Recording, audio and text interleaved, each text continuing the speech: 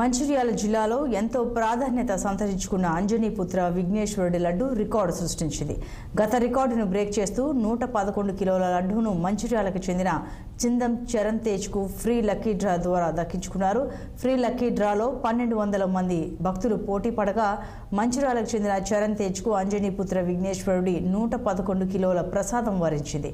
గణపతి నవరాత్రి ఉత్సవాల్లో భాగంగా 9 రోజులు ఎంతో విశిష్ట పూజలు చేసి శోభాయాత్ర నిర్వహించి నిమజ్జనం చేస్తున్నామని అంజనీపుత్ర అధినేత గుర్రాల శ్రీధర్ తెలిపారు. 9 రోజుల పాటు ఉచితంగా లక్కీ డ్రా కూపన్ ఏర్పాటు చేశామని తెలిపారు. సుమారు 1200 మంది భక్తులు ఫ్రీ లడ్డూ కూపన్లు పొందారన్నారు.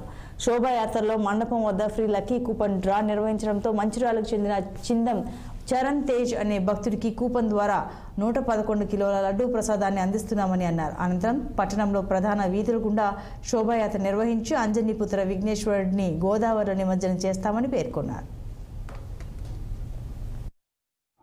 చవితి సందర్భంగా ప్రతి సంవత్సరం లాగే ఈ 2024కి మన అంజనీపుత్ర ఆధ్వర్యంలో 14 ఫీట్ వినాయకుడిని మనం ప్రతిష్టాపించడం జరిగింది. అలాగే ప్రతి సంవత్సరం లాగే ప్రతి నిత్యం అన్నదానం కూడా సేవ కార్యక్రమాలలో మా వాళ్ళందరూ పాల్గొనడం జరిగింది.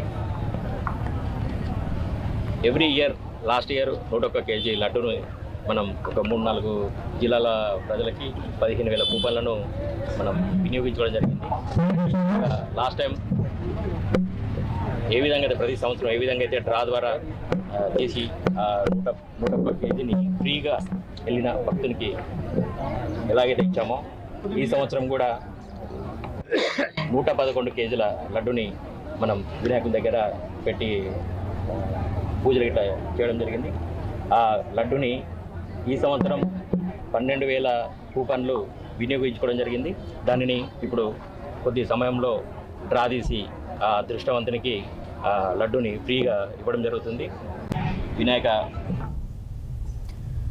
మంచిర్యాల జిల్లా చెన్నూరు పట్టణంలోని